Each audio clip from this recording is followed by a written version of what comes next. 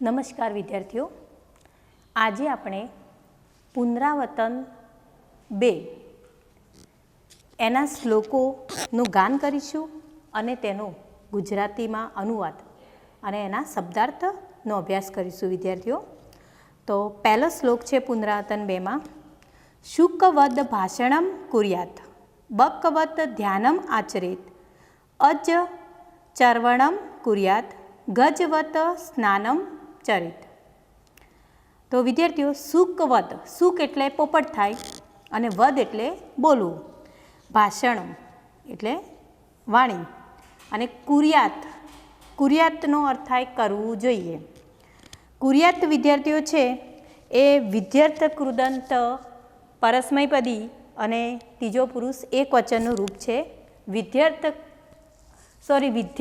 પરસ્મયપદીનું રૂપ છે કુર્યાત, ચરેત, આ બંને રૂપ. ત ખોડો છે, ઈત પ્રત્યય એને લાગશે. અહીંયા પ્રત્યય કયો છે? ઈત. ઈત પ્રત્યય વિદ્યાર્થ કૃદંત પરસ્મયપદી ત્રીજો પુરુષ એક વચનનો છે. તો કુર્યાત એટલે એનો અર્થ થાય આમ કરવું યોગ્ય છે. વિદ્યાર્થ કૃદંત એવું અર્થના રીતે વાક્યમાં પ્રયોજાય છે. તો શુકવદ ભાષણમ કુર્યાત, પોપટની જેમ એટલે કે પોપટની માફક. પોપટ કેવું બોલે? મીઠું બોલે, મધુર બોલે. તો પોપટની માફક મધુર ભાષણ કરવું જોઈએ, એટલે કે મધુર વાણી બોલવી જોઈએ. કુર્યાત એટલે કરવું જોઈએ, બોલવી જોઈએ. તો કટુ વચનો બોલવાની અહીંયા કવિએ ના પાડી છે. એમ કીધું છે કે પોપટની માફક મીઠું અથવા મધુર ભાષણ કરો. બકવત ધ્યાનમ ચરિત, આચરિત, આચરિત એટલે આચરણ કરવું. તો બગલાની માફક ધ્યાન ધરવું જોઈએ. તો વિદ્યાર્થીઓ, તમે 7મા પાઠમાં બગલાની એકાગ્રતા વિશે ભણી ગયા હતા. તો એ પાઠમાં તમને કહ્યું હતું કે જગ પ્રસિદ્ધ છે બગલાની એકાગ્રતા. તો કઈ બાબતમાં એ એકાગ્રતા છે? તો બગલાને તમે નદી કિનારે અથવા તળાવના કિનારે ઊભો જોયેલો હશે પાણીમાં, અને એ ધ્યાનમગ્ન થઈ અને જાણે એક તપસ્વી સાધુજનની જેમ તપ કરતો હોય એમાં નિંદ્રામાં અવસ્થામાં ઊભો રહે છે, ધ્યાન ધરે છે. અને એ ફક્ત અને ફક્ત શા માટે એ ધ્યાન ધરે છે? તો પોતાના શિકારને મૂંઝવણમાં નાખવા, ભ્રમમાં નાખવા માટે તે ધ્યાન ધરતો હોય ઊભો રહે છે, કે જેથી શિકાર એને સૂતેલો ધ્યાનમગ્ન જોઈ અને બહાર આવે અને એ તરત જ પોતાની લાંબી ચાંચ વડે એ શિકાર પર પોતાનો ઝપાટો મારે છે. તો બગલાની માફક ધ્યાન ધરવું, બગલાના જેવું ધ્યાનમગ્ન કોઈ ઊભું રહી શકે નહીં. તો એની એકાગ્રતા પ્રચલિત છે. પછી કીધું છે અજ વદ ચર્વણમ, એટલે કે અજ એટલે બકરો, બકરાની માફક. અજા એટલે બકરી થાય ને અજહ એટલે બકરો. તો બકરાની માફક ચર્વણમ, ચર્વણમ એટલે ચાવવું જોઈએ. કુર્યાત એટલે કરવું. તો કેવી રીતે ચાવવું જોઈએ? તો બકરાની માફક ચાવવું જોઈએ. ગજવત એટલે હાથીની, ગજ એટલે હાથી, હાથીની માફક સ્નાનમ ચરિત એટલે કે સ્નાન કરવું જોઈએ. તો પોપટની માફક મધુર ભાષણ કરવું જોઈએ. બકવત ધ્યાનમ ચરિત એટલે બગલાની માફક ધ્યાન ધરવું જોઈએ. અજત વદ ચર્વણમ કુર્યાત એટલે કે બકરાની માફક ચાવવું જોઈએ. અને ગજવત સ્નાનમ ચરિત એટલે કે હાથીની જેમ સ્નાન કરવું જોઈએ. વિદ્યાર્થીઓ, તમે જોયો હશે કે હાથી છે એ પાણી જોઈને એકદમ મશગુલ, મસ્તીમાં આવી જાય છે અને પોતાની સૂંઢમાં પાણી ભરી ભરી અને પોતે સ્નાન કરે છે. તો સ્નાન કરો તો હાથીની માફક કરવું જોઈએ, એવું અહીંયા કવિએ કીધું છે આ શ્લોકમાં. તો તમને શુકવદ ભાષણમ કુર્યાત એટલે કે તમારે પણ પોપટની માફક મધુર ભાષણ કરવું જોઈએ. પછી બકવત ધ્યાનમ ચરિત એટલે બગલાની માફક ધ્યાન ધરવું જોઈએ. અજવદ ચર્વણમ કુર્યાત એટલે કે બકરાની જેમ ચાવવું જોઈએ. અને ગજવત સ્નાનમ આચરિત એટલે હાથીની માફક સ્નાન કરવું જોઈએ.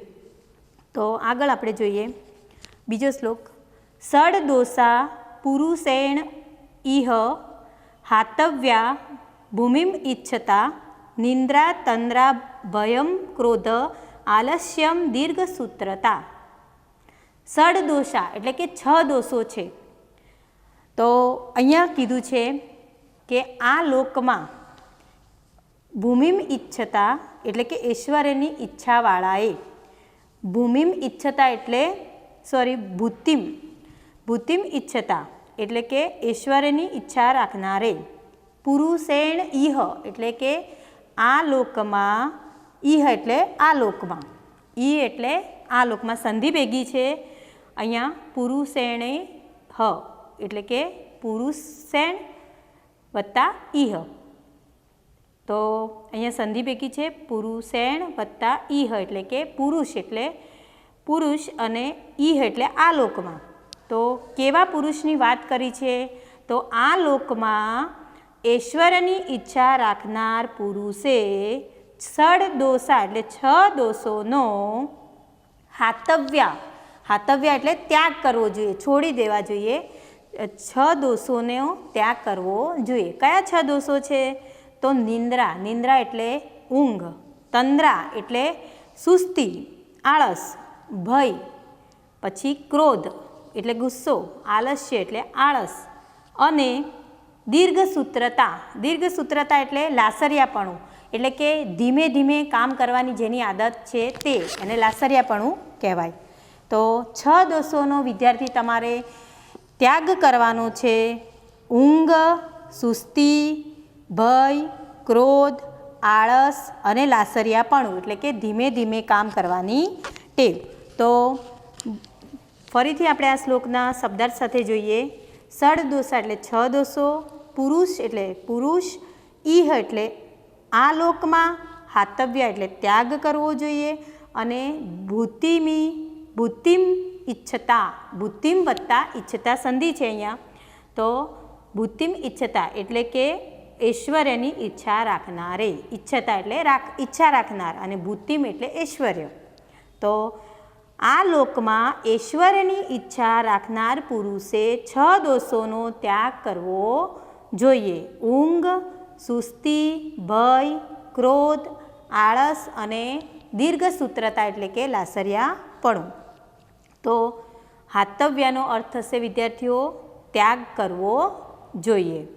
અને ભૂતિમ એટલે ઐશ્વર્ય, અને ઈચ્છતા એટલે ઐશ્વર્યની ઈચ્છા રાખનારે, ઈચ્છતા એટલે ઈચ્છા રાખનારે. તો ભૂતિમ ઈચ્છતા એટલે ઈશ્વર્યની ઈચ્છા રાખનારે આ લોકમાં 6 દોષોનો ત્યાગ કરવો જોઈએ. હાતવ્ય એટલે ત્યાગ કરવો જોઈએ.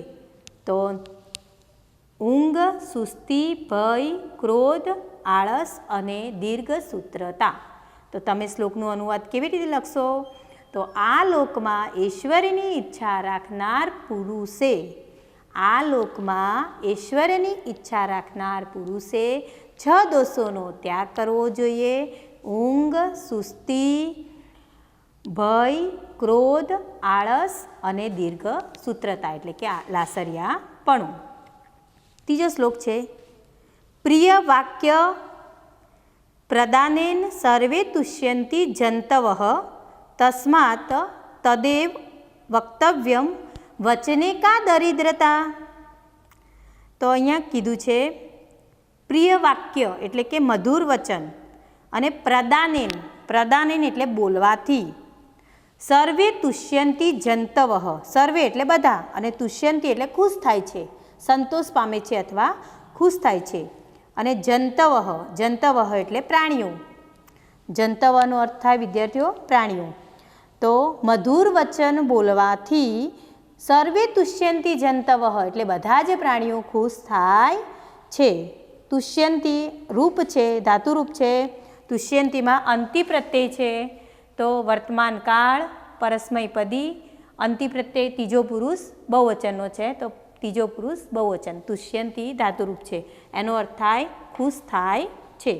અહીંયા જંતવઃ એટલે કે પ્રાણીઓ બહુવચનમાં છે, માટે જંતવઃ શબ્દ બહુવચન છે. તો એનું અહીંયા ક્રિયાપદ પણ બહુવચનમાં આવે એટલે કે તુષ્યતિનું બહુવચન તુષ્યંતિ.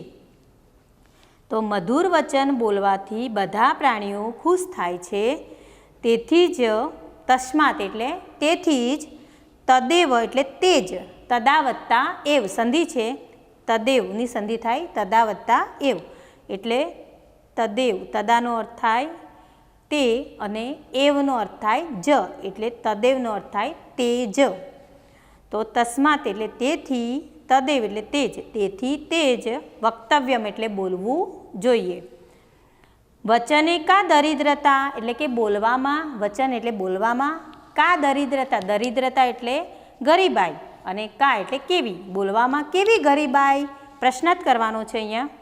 તો વિદ્યાર્થીઓ અહીંયા કવિએ શું કહ્યું છે કે મધુર વચન બોલવાથી બધા જ પ્રાણીઓ ખુશ થાય છે, બધાને સંતોષ પ્રાપ્ત થાય છે, તેથી તે જ બોલવું, બોલવામાં કેવી ગરીબાઈ. તો અહીંયા કવિએ સમજાવ્યું છે કે પ્રિય વચનો બોલવાથી બધા જ મનુષ્યો ખુશ થાય છે, બધા જ પ્રાણીઓ જગતના ખુશ થાય છે, સંતોષ પામે છે, તેથી આપણે મધુર જ બોલવું, તે જ બોલવું એટલે મધુર જ બોલવું જોઈએ. અને બોલવામાં ગરીબાઈ કેવી એટલે કે સારું બોલવામાં પૈસા થતા નથી, એની કોઈ કિંમત લાગુ પડતી નથી, માટે બોલવામાં ગરીબાઈ કેવી એટલે સારું મીઠું મીઠું બોલવામાં આપણે પૈસા નથી લાગતા, તો બોલવામાં કેવી ગરીબાઈ એમ કવિએ અહીંયા સમજાવ્યું છે. તો ફરીથી મધુર વચન બોલવાથી બધા પ્રાણીઓ ખુશ થાય છે, તેથી તે જ બોલવું, બોલવામાં ગરીબાઈ કેવી.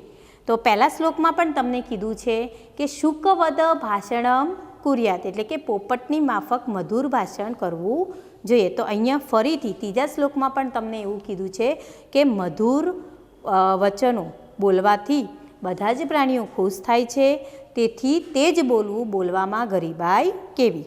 હવે ચોથો શ્લોક છે વેશેન વપુષા વાચા વિદ્યયા વિનયેન ચ વકારે પંચભી યુક્તો નરોહો ભવતી પૂજિત. તો વિદ્યાર્થીઓ પંચભી, તો અહીંયા સંધિ પંચભી પછી વિસર્ગ, યુક્તો ઉપર જે રેફ છે ચંદ્રબિંદી એનો વિસર્ગ થઈ જશે એટલે પંચભીહી એટલે વિસર્ગ ભી પછી વિસર્ગ કરશો વત્તા યુક્ત અને કાનો માત્ર છે યુક્તમાં, યુક્તો આપેલું છે તો એને વિસર્ગમાં પરિવર્તિત સંધિ વિચ્છેદ કરશો એટલે યુક્ત થઈ જશે એટલે પંચભીહી વત્તા યુક્ત. તો અહીંયા શ્લોકમાં તમને કીધું છે વેશેન એટલે વેશભૂષાથી, વેશ એટલે પરિવેશની વાત, વેશભૂષાની વાત કરી છે, વેશેન એટલે વેશભૂષાથી, વપુષા એટલે શરીરથી, વાચા એટલે વાણીથી, વિદ્યયા એટલે વિદ્યાથી, અને ચ એટલે અને, વિનયેન એટલે વિનયથી, શિષ્ટાચારથી. આમ 5 વકારથી યુક્ત, પંચભી યુક્ત એટલે 5 વકારે એટલે પંચભીહી એટલે 5 અને વકાર એટલે વકારથી, દોષથી, વકાર એટલે દોષ, 5 દોષથી યુક્ત નરોહો ભવતી પૂજિત એટલે 5 અહીંયા શું કીધું છે વેશભૂષાથી, શરીરથી, વાણીથી, વિદ્યાથી અને વિનયથી, આ 5 પ્રકારના વકાર એટલે કે આપણે જે ધારણ કરેલું છે, આપણે જેવા છીએ એ દેખાવ આપણને જે બતાવે છે, એ ગુણ કે તમારો દેખાવ કેવો છે, એ 5 વકારથી યુક્ત એવો પુરુષ પૂજ્ય બને છે. એટલે કે એવો પુરુષની જ ગણના, સન્માન અને ગણના થાય છે. તો વિદ્યાર્થીઓ આપણે જોઈએ તો ઘરે હોઈએ ત્યારે આપણે આપણા પરિવેશમાં પરિવર્તન નથી લાવતા, પરંતુ આપણે જ્યારે કોઈ ફંક્શનમાં જઈએ કે બહાર જઈએ તો આપણે આપણી વેશભૂષા, પરિવેશ બદલીએ છીએ. તો સારો દેખાવ એ દરેકને આકર્ષિત કરે છે, પોતાના પર મોહિત કરે છે, એટલે વેશભૂષાથી પણ આપણે બીજાને સામે આપણે ખેંચી શકીએ છીએ એકબીજાને. વપુષા એટલે શરીરના તમારા જે પ્રકૃતિ, શરીરની જે આકૃતિ છે એના પરથી પણ તમે લોકોને પોતાના બનાવી શકો છો. પછી તો વાણી પણ એવી ઉચ્ચારવી જોઈએ કે સામેવાળો વ્યક્તિ તમારા વાણીથી મોહિત થઈ જાય, પ્રભાવિત થઈ જાય. તો વાણીથી પણ આપણે પ્રભાવિત કરી શકીએ. વિદ્યયા એટલે વિદ્યાથી પણ તમે, જ્ઞાનથી પણ તમે સામેવાળા વ્યક્તિને પ્રભાવિત કરી શકો છો. અને વિનય, તો તમે સુક્તિ પણ ભણ્યા કે વિદ્યા વિનયન શોભતે, તો વિનયથી પણ ઘણા બધા લોકોને આપણે પ્રભાવિત કરી શકીએ છીએ. તો અહીંયા 5 વકાર બતાવ્યા છે કવિએ. તો વેશભૂષાથી, જો વેશભૂષાથી તમે કોઈને પ્રભાવિત ન કરી શકો તો શરીરથી પણ નહીં, તો વાણીથી પણ નહીં, તો વિદ્યાથી, અને છેલ્લે 5મો વકાર છે વિનયથી. વિનયથી તો તમે ગમે તે વ્યક્તિને પોતાના વશમાં કરી શકો છો, પોતાના બનાવી શકો છો. તો અહીંયા કીધું છે વેશભૂષાથી, શરીરથી, વાણીથી, વિદ્યાથી અને વિનયથી, આમ 5 વકારથી યુક્ત માણસ, 5 વકારથી યુક્ત એવો પુરુષ પૂજ્ય બને છે.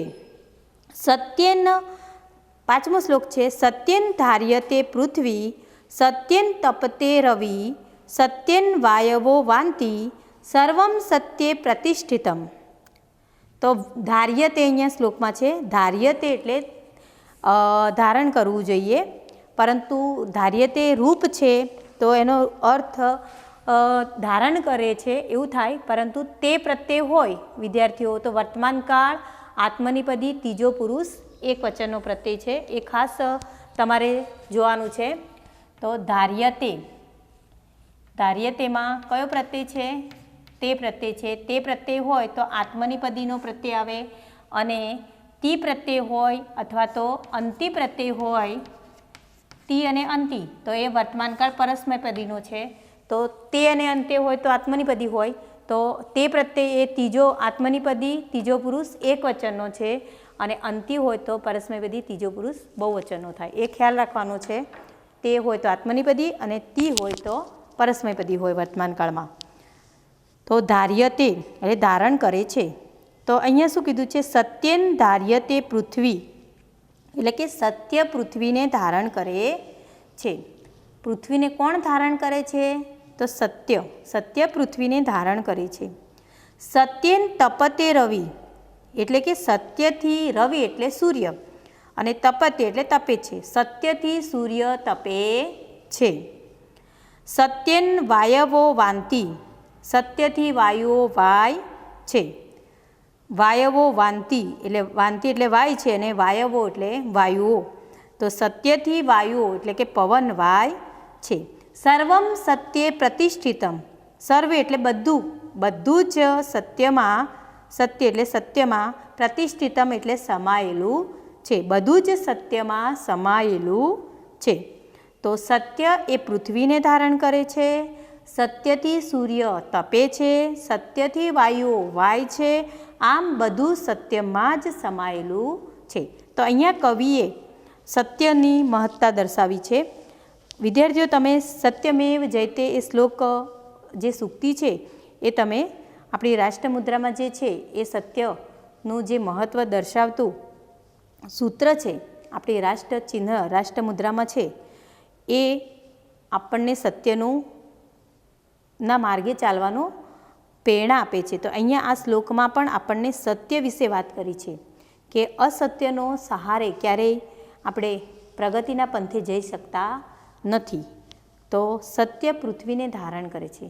પૃથ્વી છે તો એ વાત સત્ય છે, તો સત્ય એ પૃથ્વીને ધારણ કરે છે. પૃથ્વી પર જો કોઈ ટકી શક્યું હોય આજ સુધી તો એ શું છે? સત્ય.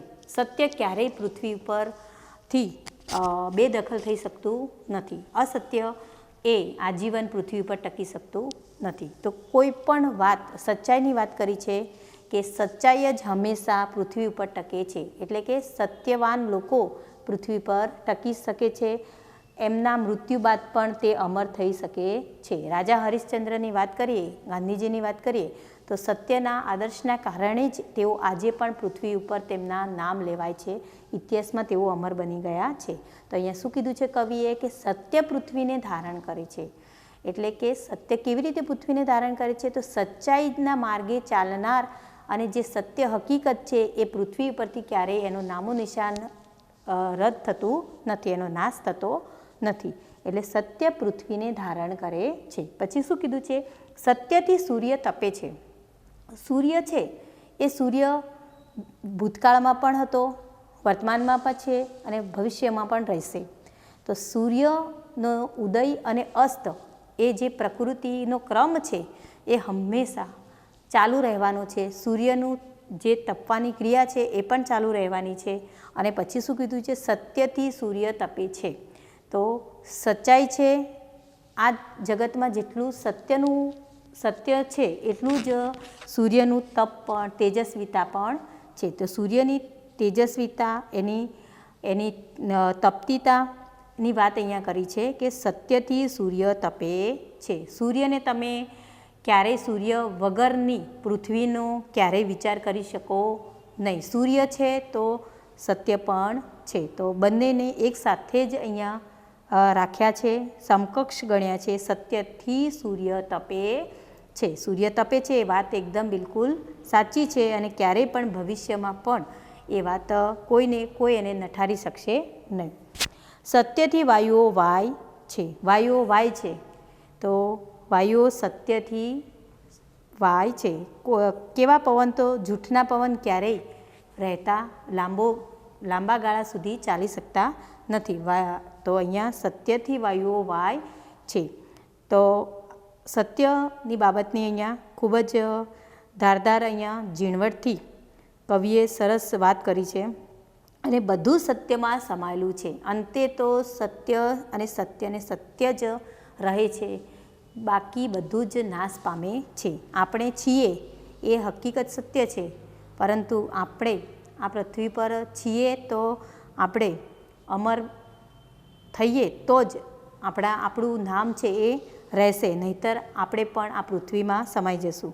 તો સત્ય જ રહેશે. જ્યારે પૃથ્વીનો નાશ થશે ત્યારે શું રહેશે? આ જગત ઉપર ટકી રહેશે તો જગત ઉપર ફક્ત ને ફક્ત સત્ય ટકી રહેશે, બીજું બધું જ નાશ પામશે. સૃષ્ટિના નાશ સાથે સત્ય એકલું જ ટકી રહેશે, બાકી બધું જ નાશ પામશે. તો અહીંયા સત્ય પૃથ્વીને ધારણ કરે છે, સત્યથી સૂર્ય તપે છે, સત્યથી વાયુઓ વાય છે અને બધું જ અંતે સત્યમાં જ સમાયેલું છે. પ્રતિષ્ઠિતમ એટલે સમાયેલું છે. તો ફરીથી આપણે પહેલો શ્લોક જોઈએ. શુકવદ ભાષણમ કુર્યાત એટલે પોપટની માફક મધુર ભાષણ કરવું જોઈએ. બકવત ધ્યાનમ ચરિત એટલે બગલાની માફક ધ્યાન ધરવું જોઈએ. અજત વદ ચર્વણમ કુર્યાત બકરાની માફક ચાવવું જોઈએ. અને ગજવત સ્નાનમ ચરિત એટલે કે હાથીની માફક સ્નાન કરવું જોઈએ. બીજો શ્લોક છે. સડદોષા પુરુષેણ ઇહ હાતવ્યામ ભૂતિમી ઈચ્છતા એટલે કે આ લોકમાં ઐશ્વર્યની ઈચ્છા રાખનાર પુરુષે સડદોષા હાતવ્યા એટલે 6 દોષોનો ત્યાગ કરવો જોઈએ. નિંદ્રા તંદ્રા ભય ક્રોધ આલસ્યમ દીર્ઘસૂત્રતા એટલે કે ઊંઘ, સુસ્તી, ભય, ક્રોધ, આળસ અને દીર્ઘસૂત્રતા એટલે લાસરિયાપણું. તો આ 6 દોષોનો ત્યાગ કરવાનું અહીંયા કવિએ કહ્યું છે.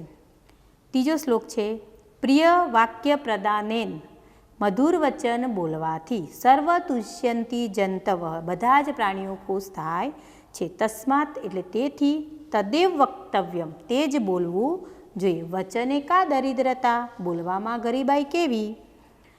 ચોથો. વેશેન વપુસા વેશભૂષાથી શરીરથી, વાચા વિદ્યયા એટલે વાણીથી, વિદ્યયા એટલે વિદ્યાથી, વિનયન અને વિનયથી.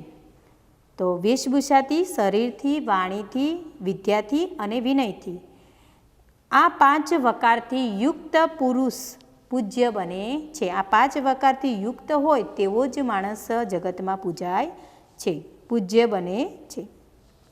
સત્યેન ધાર્યતે પૃથ્વી સત્ય પૃથ્વીને ધારણ કરે છે. સત્યેન તપ્તે રવિ સત્યથી સૂર્ય તપે છે. સત્યેન વાયવો વાંતિ સત્યથી વાયુઓ વાય છે. સર્વમ સત્યે પ્રતિષ્ઠિતમ બધું જ સત્યમાં સમાયેલું છે. હવે વિદ્યાર્થીઓ આગળ સંધિ છે. પુનશ્ચંદનમ તો પુનઃ વત્તા ચંદનમ એનો જવાબ આવશે. બીજું સ્વયમેવ, તો સ્વયં એમાં મ વ્યંજનાત આવશે વત્તા એવ. સહાયતા અર્થમ, તો સહાયતા વત્તા અર્થમ. અને કતિ દિનાંતરમ, તો કતિ દિન વત્તા અનંતરમ. તો આ સંધિ છે એ આગળના પાઠની છે એટલે તમે જોઈને લખી શકો.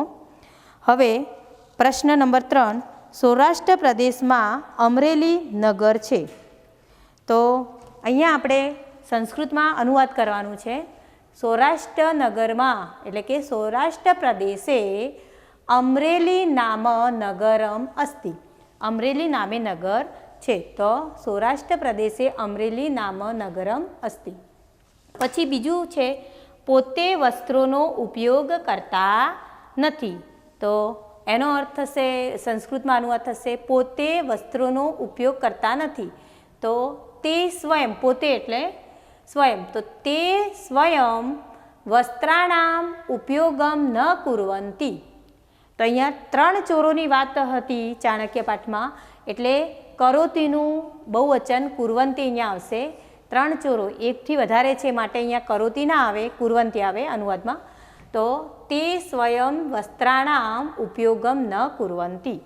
પછી ત્રીજો છે મારું ગામ મોટું છે. તો મમ ગ્રામ વિશાલ, મોટું એટલે વિશાલ, વિશાલઃ અસ્તિ. પછી અહીં પુસ્તકાલય છે, અહીં એટલે અત્ર, અત્ર પુસ્તકાલય અસ્તિ. તો અત્ર પુસ્તકાલય અસ્તિ. પછી શું છે, ચોથી પ્રવૃત્તિ છે એમાં કીધું છે કે ઉદાહરણ પ્રમાણે ફેરફાર કરીને ફરીથી વાક્ય લખો. એટલે એક તમને વાક્ય આપેલું છે સજ્જન શાલામ અરક્ષત. એટલે કે એનો અર્થ શું થાય, સજ્જન પુરુષ શાળાનું રક્ષણ કરતો હતો. સત્પુરુષ શાળાનું, સારો માણસ છે એ શાળાનું રક્ષણ, અરક્ષત હસ્તન ભૂતકાળનું રૂપ છે એટલે રક્ષણ કરતો હતો. તો એને અહીંયા તમને ફેરફાર કરવાનું કીધું છે, ક્રિયાપદનો ફેરફાર. હસ્તન ભૂતકાળની જગ્યાએ વર્તમાનકાળનું ક્રિયાપદ મૂકવાનું છે. તો અરક્ષત શબ્દનું ક્રિયાપદ બદલશો એટલે રક્ષતી થઈ જશે. એટલે સજ્જન શાલામ રક્ષતી, એટલે સજ્જન માણસ શાળાની રક્ષા કરે છે. તો હવે આપણે પહેલું વાક્ય લઈએ, માત્રાવાલ સિંહમ અપશ્યત. એટલે કે માત્રાવાળ સિંહને જોતો હતો. તો અપશ્યત વિદ્યાર્થીઓ છે એની જગ્યાએ તમારે વર્તમાનકાળનું રૂપ મૂકવાનું છે. વર્તમાનકાળ પરસ્મૈપદી, ત્રીજો પુરુષ, એક વચન, એનું પ્રત્યય. આ છે એ હસ્તન ભૂતકાળનું છે. હસ્તન ભૂતકાળ પરસ્મૈપદી, ત્રીજો પુરુષ એક વચનનું જ છે, પરંતુ ધાતુ અલગ છે. તો માત્રાવાલ સિંહમ પશ્યતિ. હવે વિદ્યાર્થીઓ જુઓ, અહીંયા એક નિયમ પણ છે. અપશ્યતમાં છે. છે એ શું છે વિદ્યાર્થીઓ, તો એ સ્વર છે. તો સ્વર હોય તો ક્યારેય મ અનુસ્વાર અહીંયા આવે નહીં. સ્વર હોય તો ક્યારેય અહીંયા અનુસ્વાર ના આવે, મ વ્યંજનાત મૂકવો પડે. તો અહીંયા આપણે મ વ્યંજનાત છે. તો આ તમારે આ નિયમ રેખાંકિત પદોમાં આવે છે આ નિયમ.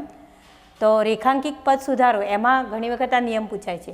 તો માત્રાવાલ સિંહમ અપશ્યત, તો એનું તમારે વર્તમાનકાળમાં, હસ્તન ભૂતકાળના વાક્યને વર્તમાનકાળમાં ફેરવવાનું છે.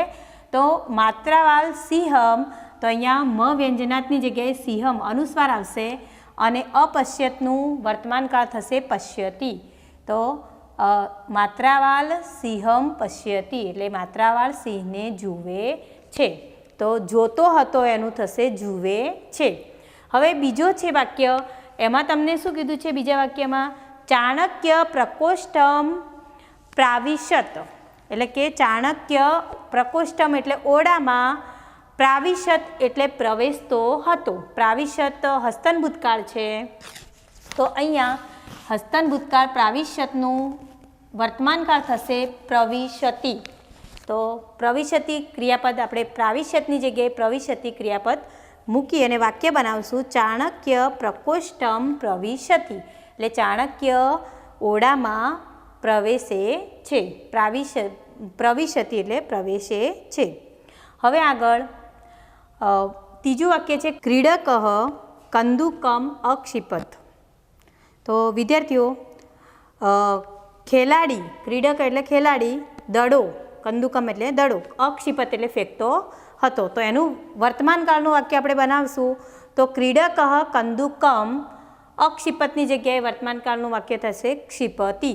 બરાબર. પછી ચોથું છે વૃક્ષાત પર્ણમ અપતત, એટલે વૃક્ષ પરથી પાંદડું પડ્યું. અપતત એટલે પડ્યું. તો એનું વર્તમાનકાળનું વાક્ય થશે વૃક્ષાત પર્ણમ અપતતનું થશે પતતિ, એટલે અ નીકળી જશે અને તી લગાશે. વર્તમાનકાળનો ત્રીજો પુરુષનો એક પ્રત્યય છે એ તી લગાડવાનો. પછી પાંચમું છે સિંહ શમશાનમ અગચ્છત, એટલે કે સિંહ શમશાનમાં ગયો હતો. તો અહીંયા સિંહ શમશાનમ ગચ્છતિ, અગચ્છતનું વર્તમાનકાળનું વાક્ય શું થશે ગચ્છતિ. પછી અહીંયા જો પાંચમા પ્રશ્નમાં ખાલી જગ્યા છે, ખાલી જગ્યા છે એ અવ્યયની ખાલી જગ્યા છે વિદ્યાર્થીઓ. તો પહેલું સિંહ સ્વભાર્યયાહ સહ આવશે. સહ નદીમ અગચ્છત, કાઉન્સમાંથી વિકલ્પ પસંદ કરવાનો છે સહ. મનોજઃ પઠતી સમીર અપી પઠતી, સમીર પણ ભણે છે તો અપી આવશે. યત્ર પુસ્તકમ અસ્તિ તત્ર લેખિની અપી અસ્તિ, તો અત્ર અને તત્ર અવ્યયનો ઉપયોગ થશે. તો ખાલી જગ્યામાં તત્ર લખશો તમે. રક્ષક ગૃહમ ક્ષેત્રમ ચ રક્ષતિ, તો અહીંયા ચ અવ્યયનો વપરાયો છે. તો ગૃહમ ક્ષેત્રમ ચ રક્ષતિ. તો આ અવ્યયની ખાલી જગ્યા છે એ તમારે પૂરવાની છે. હવે છઠ્ઠી ખાલી જગ્યા છે કૃદંતની ખાલી જગ્યા છે. પહેલી ખાલી જગ્યા છે સા સ્નાનમ કૃત્વા પૂજામ અકરોત, તે સ્નાન કરીને પૂજા કરતો હતો. તો કરી હતી, અકરોત એટલે કરી હતી. તો સા છે છોકરી છે એટલે એનું અનુવાદ એ રીતના થશે. તો અહીંયા કૃત્વા આવશે. તો સંબંધક ભૂત કૃદંત છે કૃત્વા. બીજો ધર્મ પુસ્તકાલયત પુસ્તકમ ખાલી જગ્યા પઠનમ કરોતી.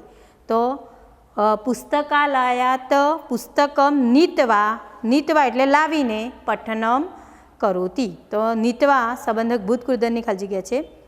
પછી ત્રીજી અહમ વર્ગ ખંડાત બહી ખાલી જગ્યા ઈચ્છામી, તો ગંતુમ ઈચ્છામી, ખાલી જગ્યામાં આવશે ગંતુમ. તો ગંતુમ એ હેતવર્ત કૃદંત છે.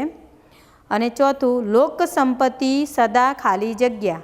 તો લોક સંપત્તિ છે એ સ્ત્રીલિંગ છે માટે રક્ષણીયા આવશે. તો રક્ષણીયા એટલે વિદ્યાત કૃદંત સ્ત્રીલિંગનું રૂપ છે. હવે પાંચમું ગજેન્દ્ર મોદકમ ખાલી જગ્યા શયનમ કરોતી, તો ખાદિત્વા શયનમ કરોતી, મોદક ખાઈને ઊંઘતો હતો. તો ગજેન્દ્ર લાડુ ખાઈને ઊંઘતો હતો. શયનમ કરોતી એટલે ઊંઘતો, ઊંઘે છે.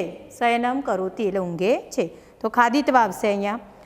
તો વિદ્યાર્થીઓ આગળ આપણે આ સંધિ જોઈ લઈએ. તો પહેલી સંધિ છે તો પુનઃ પુનશ્ચંદનમ, તો એમાં સ કાઢી અને એનો વિસર્ગ કરી દેશું. પુનશ્ચંદનમમાં સ એનો વિસર્ગ થઈ જશે અને ચંદનમ. પછી સ્વયમેવ, તો અહીંયા મ વ્યંજનાત આવશે અને માત્રો છે એનો એવ, સ્વયમેવ. પછી સહાયતા અર્થમ, તો અહીંયા સહાયતા વત્તા અર્થમ. અને કતિદિનાંતરમ એટલે કતિદિન વત્તા અનંતરમ. પછી શ્લોકમાં બીજા શ્લોકમાં આવે છે ભૂતિમી ઈચ્છતા, તો ભૂતિમ મ ખોડો આવશે, વ્યંજનાત્માં આવશે ભૂતિમ વત્તા ઈચ્છતા. રસ્વઈ છે તો અહીંયા પણ રસ્વઈ મૂકશો તમે, ભૂતિમ વત્તા ઈચ્છતા. પછી આગળ શ્લોક છે ચોથો, એમાં પંચીભી